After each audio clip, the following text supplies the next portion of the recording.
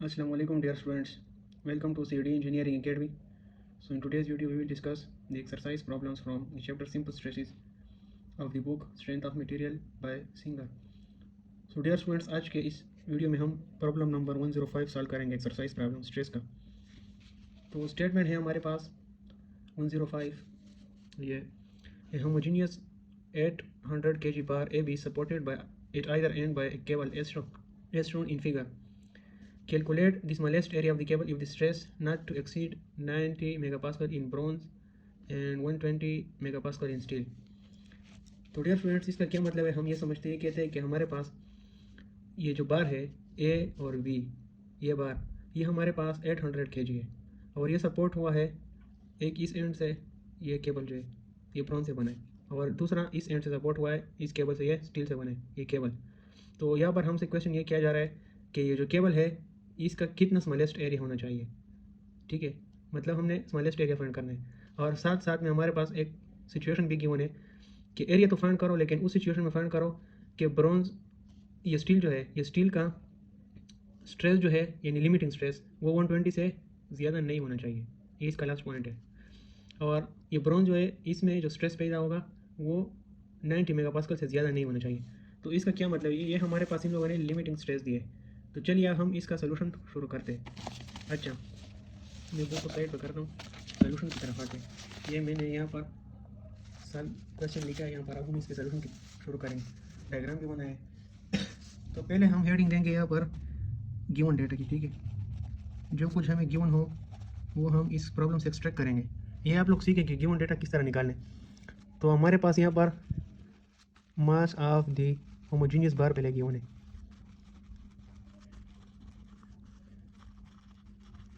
ठीक है, हम इंशाल्लाह स्टेप बाय स्टेप करेंगे, आप लोग सीख जाओगे। 800 किलोग्राम है। अच्छा, अगर इसको हमने वेट में, इस मास को, मास ऑफ द बार, अगर मैंने इसको वेट में कन्वर्ट करना है तो मैं क्या करूँगा? हम लोग को पता है कि W=mg, तो मैं इस मास के साथ g की वैल्यू मल्टीप्लाई कर दूँगा 9.81। तो इसके साथ हम, इससे हमारे पास क्या आ जाएगा, इसका वेट आ जाएगा। तो अगर मैं ये मल्टीप्लाई करूँगा कैलकुलेटर के ज़रिए तो हमारे पास इसका आंसर क्या आ जाएगा, 7848 न्यूटन। ठीक है, आप लोग ट्राई भी कर सकते हो कैलकुलेटर के ज़रिए, साथ साथ आप लोग भी इस तरह करो कि रजिस्टर और पेन निकालो और मेरे साथ सॉल्व करते जाओ। मैं कैलकुलेटर अपने साथ रखता हूँ, मज़ीद कैलकुलेटर फिर इसमें करेंगे। अच्छा, उसके बाद हमें क्या गिवन है, हमें कहा गया कि स्ट्रेस एक्सीड नहीं होना चाहिए। ठीक है,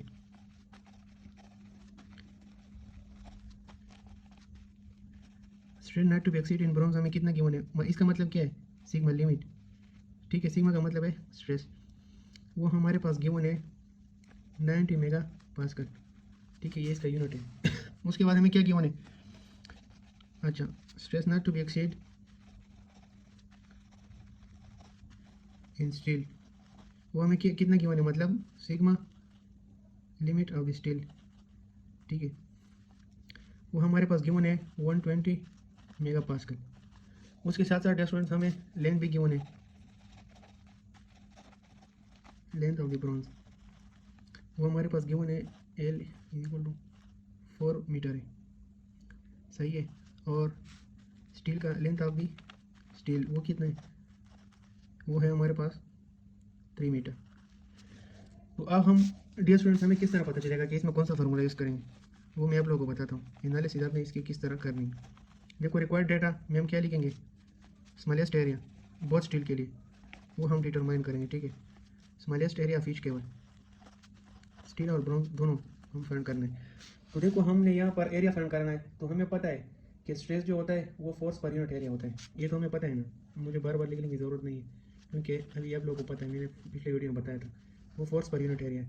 तो अब एरिया तो हमने इस इक्वेशन से ही फाइंड करना है, मतलब ये हमने ये इक्वेशन इसमें लगाना है। लेकिन अब इस इक्वेशन में हमने अभी ये देखना होगा कि इसमें हमारे पास क्या मौजूद है और क्या नहीं मौजूद, क्योंकि एरिया हमने, ये एरिया स्मॉलेस्ट एरिया हमने किसके लिए फाइंड करना है, वो हमने स्टील और ब्रॉन्ज दोनों के लिए फाइंड करना है।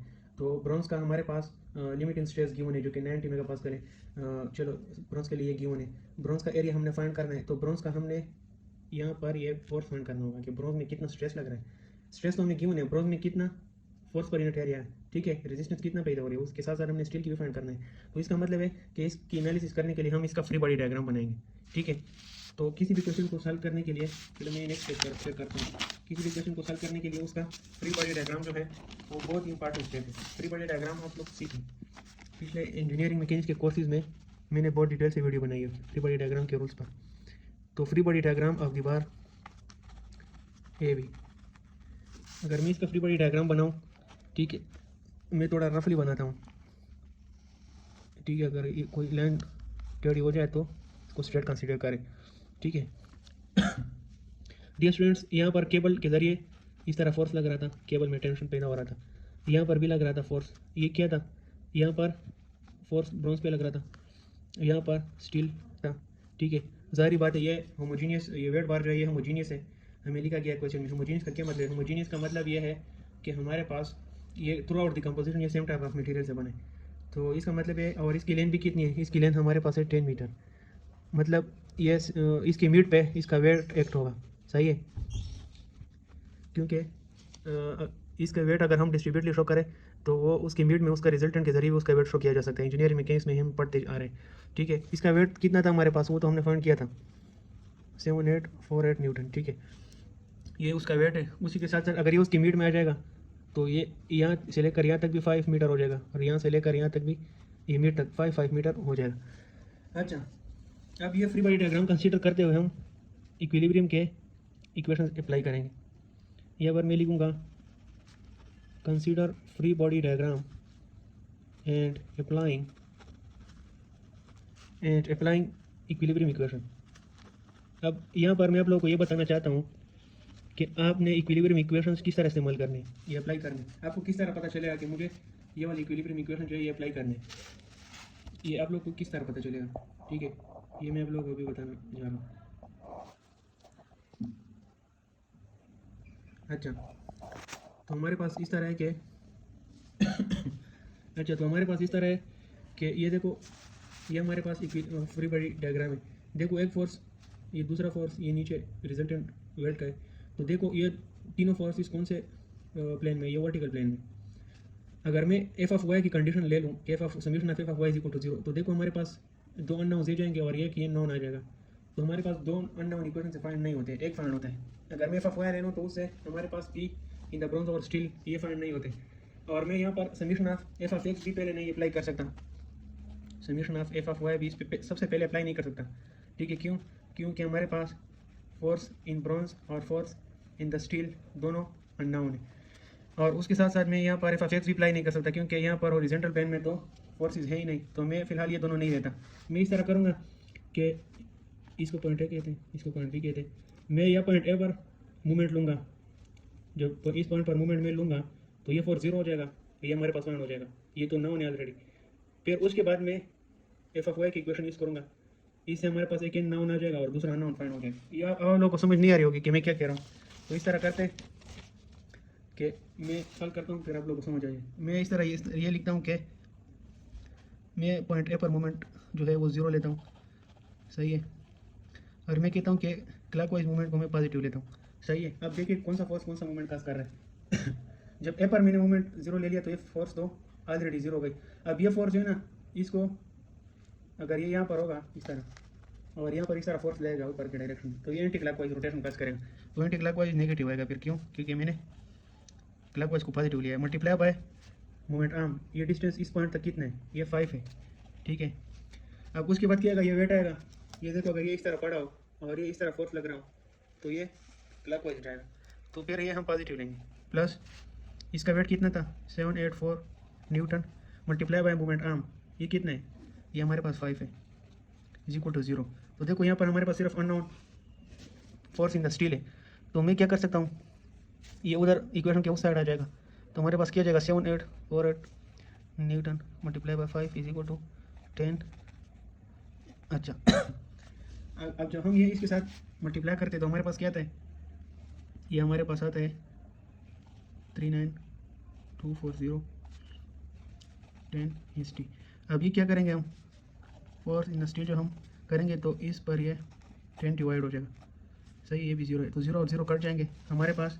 अच्छा, वो दिखाई नहीं दे, अच्छा 0 0 हमारे पास कट जाएंगे, ठीक है। मैंने क्या किया, ये 10 जो है ये बहुत साइड पे डिवाइड किया, तो अब हमारे पास क्या जाएगा फोर्स इन द स्टील हमारे पास हो जाएगा जो कि 3924 न्यूटन है। सही है, ये हमारे पास फाइंड हो गया। अब हम इसके बाद क्या फाइंड करेंगे, अब हम इसके बाद ब्रोंज में वो फाइंड करेंगे कि वो कितना आता है।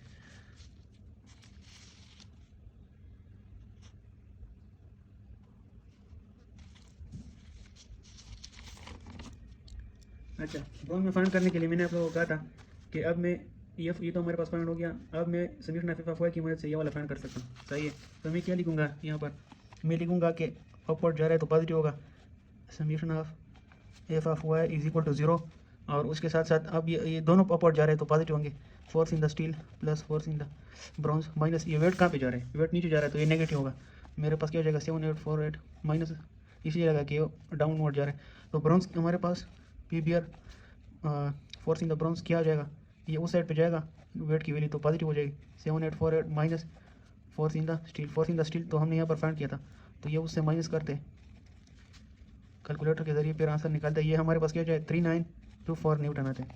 अब हमारे पास डियर स्टूडेंट, अब हमारे पास क्या फाइंड हो गया, अब हमारे पास दोनों में ये फोर्सेस फाइंड हो गए और लिमिटिंग स्ट्रेस हमें ऑलरेडी गिवन है, ये देखो 120 और 90। तो हम अब क्या कर सकते हैं, स्मॉलेस्ट एरिया को बहुत आसानी के साथ फाइंड कर सकते हैं इक्वेशन को रीअरेंज करके।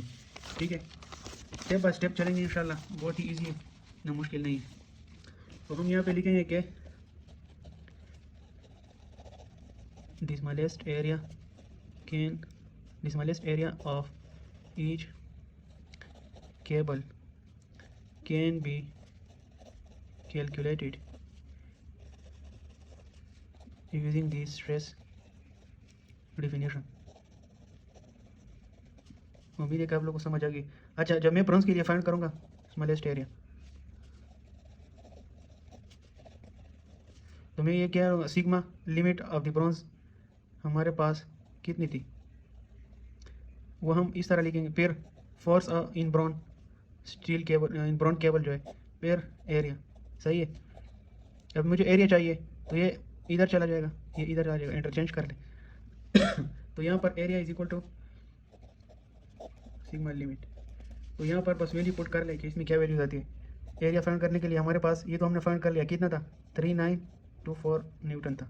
सही है, और हमारे पास स्ट्रेस ये सिग्मा लिमिट जो है वो हमारे पास ब्रॉन्ज के लिए कितना था, वो हमने गिवन डेटा में लिखा था, वो हमारे पास था 90 मेगा पास्कल। अब देखो ये भी सीखो कि यूनिट किस तरह कटेंगे और कौन सा यूनिट हमने एरिया के साथ लिखना है। ठीक है, ये भी यहाँ पर सीखो इंशाल्लाह, मैं स्टेप बाय स्टेप क्लियरली बताऊंगा।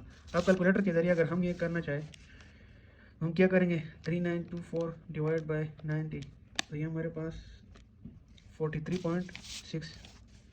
अब मैं इसके साथ यूनिट कौन सा लगाऊं, ये मुझे किस तरह पता चलेगा। देखो डियर स्टूडेंट्स, ये मैंने आप लोगों को कल भी बताया, मेगा पास्कल जो है वो किस चीज़ के बराबर है, ये याद कर ले, बस रट ले, मिलीमीटर स्क्वायर के। तो अगर मैं इसकी जगह ये मेगा पास्कल की जगह न्यूटन पर, मेगा पास्कल किसी के बराबर है न्यूटन पर मिलीमीटर स्क्वायर, तो अगर मैं इसकी जगह यहाँ पर ये पुट कर रहा हूँ तो क्या न्यूटन पर मिलीमीटर स्क्वायर, ये न्यूटन न्यूटन कट जाएंगे और ये मिलीमीटर स्क्वायर जो है ये डबल डिवीजन में ये ऊपर जाके मल्टीप्लाई होगा, तो हमारे पास क्या होगा यहाँ पर इसकी वैल्यू मिलीमीटर में होगी 43.6 मिलीमीटर स्क्वायर। तो हमें ब्रॉन्ज के लिए इतना स्मॉलेस्ट एरिया चाहिए।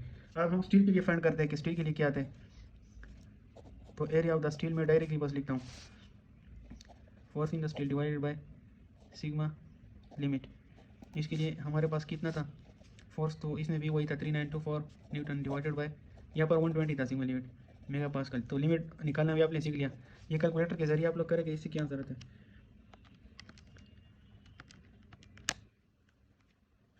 32.7। सही है, 32.7 मिलीमीटर स्क्वायर।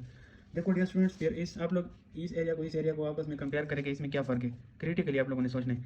देखो ये एरिया ज़्यादा है और ये एरिया कम है। स्ट्रेस का हमारे पास डिफिनेशन है फोर्स पर यूनिट एरिया, अगर एरिया ज़्यादा हो तो हमारे पास उसमें स्ट्रेस कम होगा, और अगर एरिया कम हो तो स्ट्रेस ज़्यादा होगा। अब देखो ये एरिया ज़्यादा है ना, तो ब्रॉन्ज को ये फोर्स सपोर्ट करने के लिए, ये 90 सपोर्ट करने के लिए, उसके लिए हमारे पास एरिया ज़्यादा चाहिए। ठीक है, और स्टील जो है स्टील उसके लिए एरिया कम चाहिए। ठीक है, क्योंकि इसकी स्ट्रेंथ ऑलरेडी होती है, स्टील बहुत उसकी स्ट्रेंथ ब्रॉन्ज से ज़्यादा होती है। ब्रॉन्ज के मुकाबले में इसके कम एरिया चाहिए और इसकी ज़्यादा एरिया चाहिए, तो ये इक्विलिब्रियम में रहेगा। अगर हम ये ना करें तो ये ब्रेक हो जाएगा। तो ये थी हमारी आज की वीडियो। उम्मीद है कि आप लोगों को समझ आ गई होगी। फिर मिलते हैं नेक्स्ट वीडियो में। ठीक है, हमारे चैनल को सब्सक्राइब भी करें, ये वीडियो लाइक करें, शेयर भी करें दोस्तों के साथ, क्योंकि हम बहुत मेहनत के साथ आप लोगों के लिए वीडियोस बनाते हैं। और इंशाल्लाह ये सिलसिला जारी रहेगा इसी तरह। अगर हम मेरे वीडियोस इस तरह देखोगे तो इंशाल्लाह मुझे में आपका ए ग्रेड आएगा। जिन्होंने मेरे इंजीनियरिंग मैकेनिक्स की वीडियो देखी थी उनका ए ग्रेड आया था। ठीक है, इंशाल्लाह अगर आप लोग ये इसी तरह फर्स्ट डे से मेहनत करोगे तो ए ग्रेड आपका पक्का है। इसके साथ साथ नेक्स्ट वीडियो में फिर मिलते हैं, तब तक के लिए खुदा हाफिज़।